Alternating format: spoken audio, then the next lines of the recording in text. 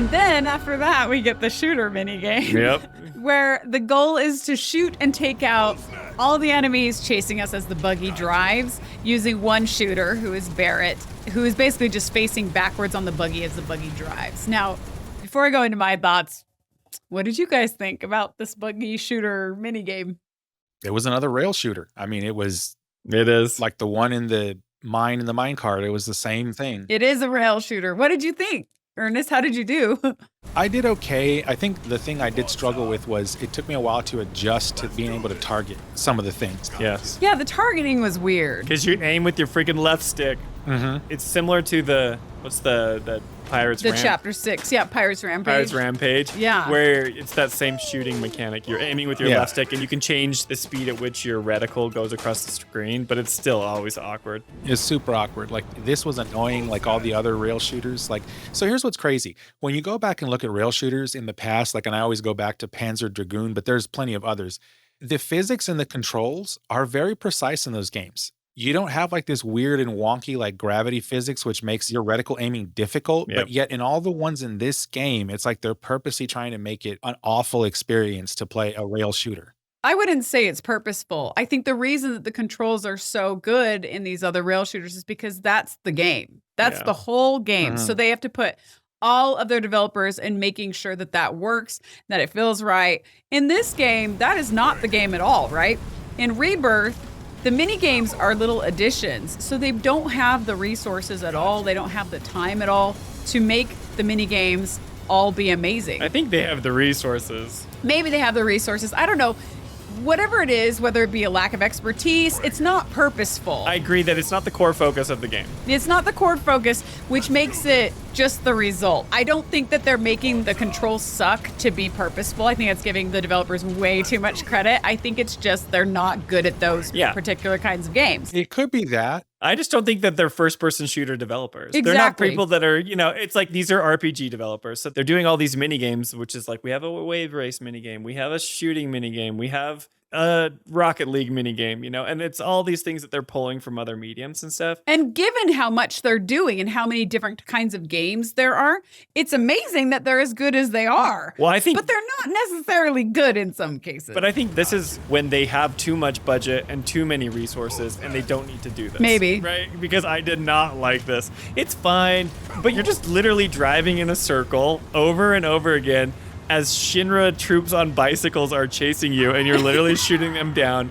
There's a mechanic where you can shift the buggy, which I did not know about until I lost and had to play again. Yeah. Right? So with the right stick, you can move right and left. There's 3 positions. There's a left position, a middle position, and a right position. And you'll have bomber troopers that are red, and they'll toss like a Molotov cocktail or a grenade. And it'll telegraph where it's going to land. So you can either kill that person first before he throws it, or you can shift the buggy to the left, and then it won't hit you.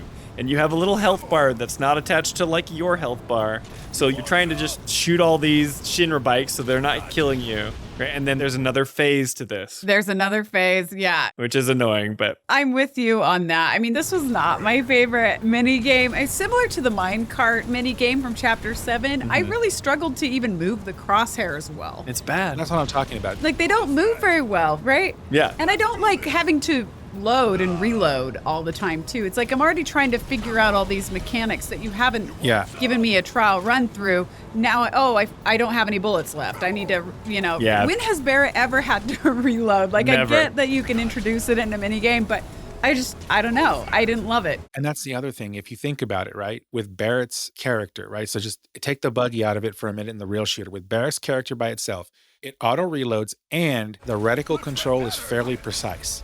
So the code base that was used for Barrett's character could have literally just been transitioned right over with 0 issue. That's what makes me think like they intentionally made the physics bad. No. But like, are you talking about like fighting with Barret in like a regular combat game? Like a regular there's no... It's always locked on. Yeah, it's always locked on. You don't have to move any target at all. You don't ever have to aim. You never aim. Yeah. Like, it's totally 100% different. But there's other areas where like your control of the character or your control of things is a lot more precise. But it's never the same thing where you could just carry it over into a minigame. I don't think any example exists like that. I feel like they could have. I feel like that's... Then from what? I feel I could be wrong here, but I feel like making the reticle control normal and precise would have been easier than what we got here.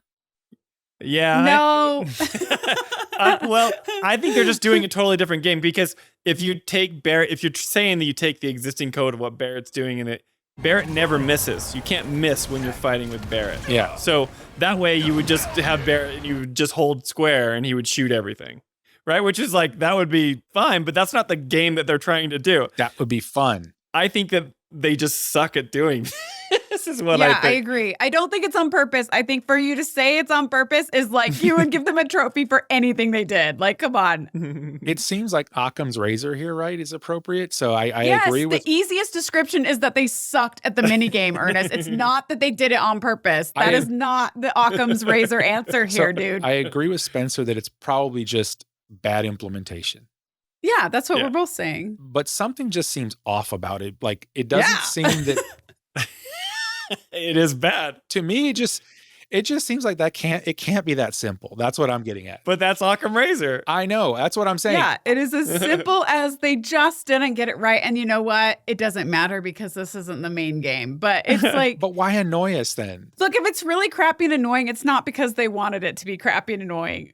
Like, it's just not. But see, this is the thing. This is where people complain about Rebirth being bad, is that there's too much bloat for bloat's sake, right? There's so much about this game. There's mini games, and justifiably so. In the original game, Jolie even talked about it, that there's a whole chocobo mini game, and you're doing chest compressions to the person. Oh, that was the worst. There's weird mini games throughout this whole thing. There's Fort Condor. There's all this stuff that you do in the original game, and those mini games weren't good either. Right. But it feels like someone had to QA this, and somebody would have been like, guys, the controls are terrible on this. Like, you need to fix this. Oh, I'm sure they started out worse, and they fine-tuned it and made them a little bit better, a little bit better. And then at a certain point, they had to just tie a ribbon on it or cut it completely, and they tied a ribbon on it, and it just was a really ugly ribbon. But I think this is an example of having too many resources, too much money poured into it, and it gets lost because when it's not your core product, you lose direction, right? So you have a director, and then you have other people. It's like, I'm in charge of... What probably happened is you had developers just make this separately that weren't part of the core team,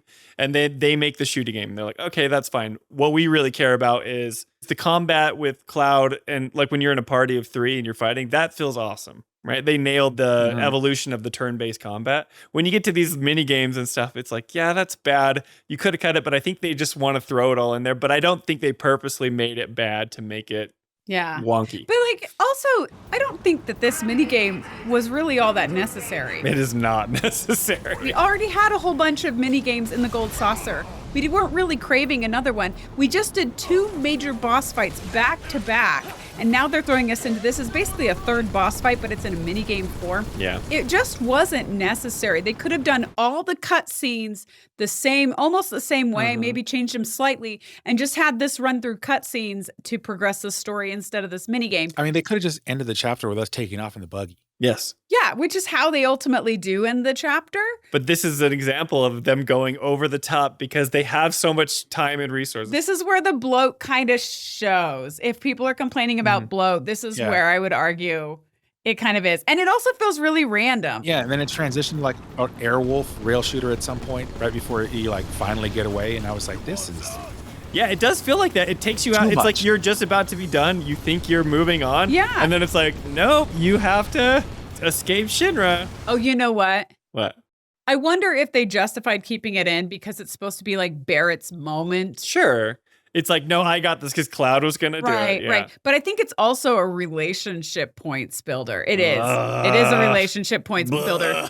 Yeah. Okay. I know. Right. Okay. So this dumb relationship meter. At the end, you get relationship points with Barret depending on how you do in this game. Although it's very unclear how that plays out because I think it's like the percentage that's left in your health meter that determines like your relationship points.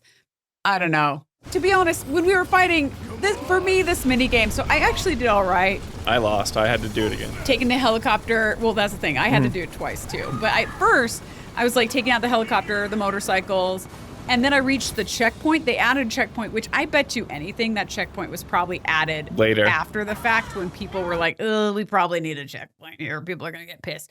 And there's a reason for that because then Palmer's frog machine, which apparently isn't completely dead, shows up.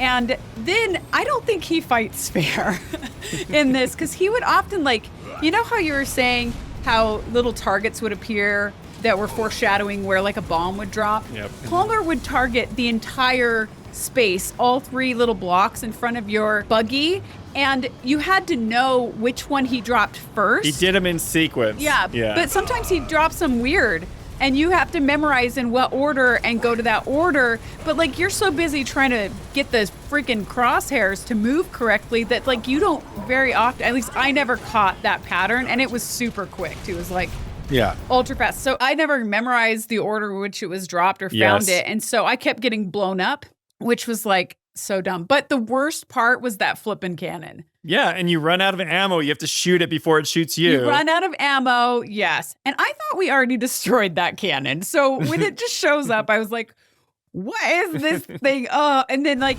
when Palmer is about to shoot the cannon, the game gives you a notification. It actually shows you a little pop-up, which probably was added after the fact when people are pissed again, right? Yeah. The notification says to hit the cannon, and then it gives you 10 seconds to hit it, but you have to hit it like a lot of times to blow it up.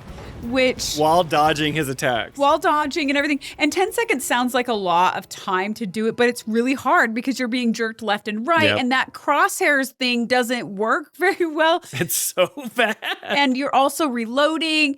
And if you get hit by the cannon, it wipes out like a quarter of your HP at least, maybe even a third. So right. And if you haven't been dodging perfectly in the beginning, then you have very little HP. You have very little HP and you end up dying. So Palmer killed me on my first try at this game, which was annoying, you know, because you already feel chaotic and like hectic because you're like, wait, I'm trying to grasp what's going on here. But also because it's Palmer. Yeah, Palmer is annoying too. But honestly, Palmer was like a gracious angel compared to just the whole mechanics and frustration of this game. So then on my second try, at least it allowed me to start at the checkpoint, which again, I think was added later, probably. And the checkpoint is right when Palmer jumps out and starts shooting at you. So this time I was still unable to take out that dumb cannon, but because I had almost full health at this point, I could handle the hit. And then I got my final hit on Palmer right when he was about to hit me with a second cannon hit. Well, I agree. The thing I would say about this is another example. Broken record, Spencer, again, on the combat. They throw you into some new mechanics that you have to figure out on the fly, and they don't give you enough information in order to complete the fight without dying. I mean, people probably figure it out and not die in this situation, but it's just frustrating because you're like, okay, wait, what? Oh, I have to dodge in this sequence. It's like they want you to die and they put that checkpoint in so you can go back, but that never feels good. Give me all the information I need first, and then let me try and do it. And if my skills aren't good enough, then that's on me. Yeah. If I lost because I feel like it was my fault, then I feel okay. But if I feel like it's the game's fault, then it ticks me off. You feel cheated. You feel robbed. Yeah. So I'll say in story mode, right? Because I play story mode. I didn't die, but I almost did. I definitely cut it really close. Is it different in story mode? It's probably just easier less health to kill. And maybe does the target like lock on automatically? No, it doesn't. You still have to control it. And now I'm not saying that the targeting is not easier. No, you might just be better at it. It's probably the same targeting. It's probably the same, but I think what it would be is like less amount of damage is done to you over longer periods of time. It gives you more time to react. And it's hard. Did you get hit by the cannon? Do you remember? You know what? I might have got hit by the cannon one time and then learned my lesson. But you probably have enough health where story mode probably doesn't hurt you as much. But what I will say is this is like, I think to sum this entire thing up, the minigame was, this is one of those things that probably sounded great in theory, but the implementation was just not good. Yes. I agree with that. I really do. And direction, focus. Because the idea sounds fun, right? And if you're going to do a bunch of mini games throughout Rebirth because you're trying to do the same thing that they did in original where they had a bunch of random mini games, then like this sounds like maybe a good option. I could see that. I mean, look at it this way. Like somebody like me who is like, I loved monster trucks. I loved 90s era and 80s era rail shooters. I loved Airwolf. Okay. So if you put all these things together, this should have been a gift to someone like me. And I did like the idea. It was amazing. But the implementation just wasn't there for this thing. That's how I felt about the opening musical number at the Gold Saucer. Oh, I love that one. I liked the idea, but the implementation.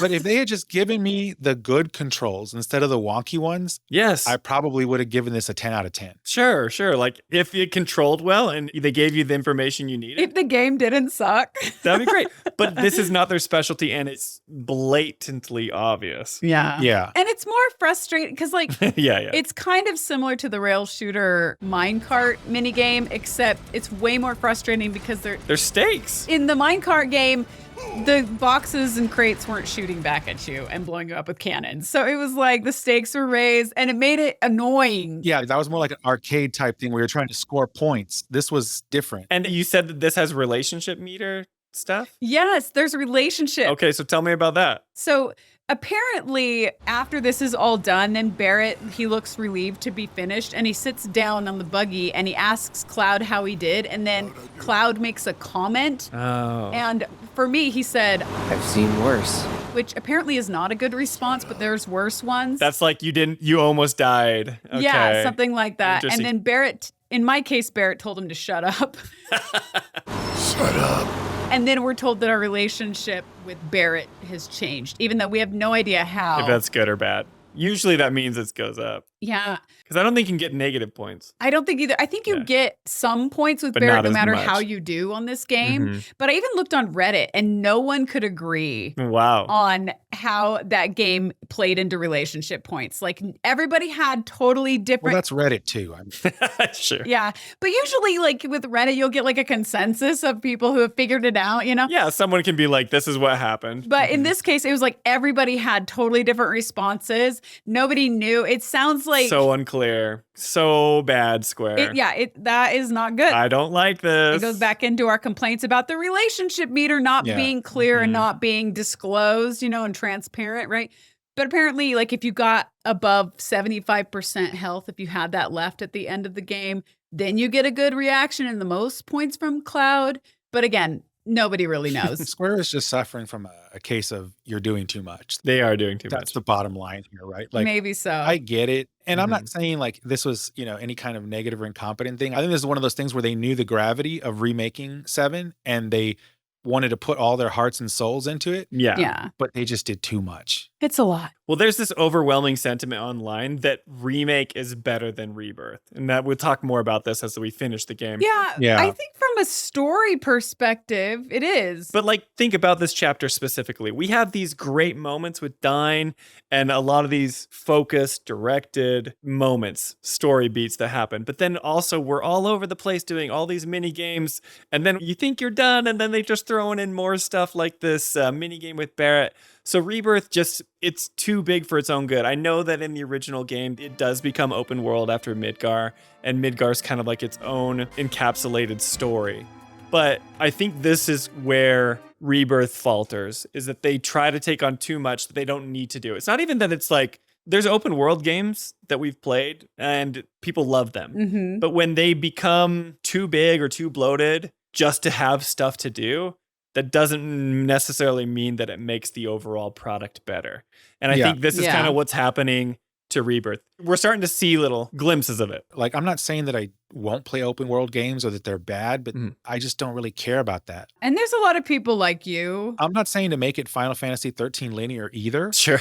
The hallway. But there's got to be a middle ground, right? Yeah. Yeah. See, and it's hard for me because I agree with both in the sense that like I never want the game to end. I love doing all the checklist extra stuff. Yeah, so for you it's fun. But when you do all of that stuff, it does take away from the power of the story And the pacing.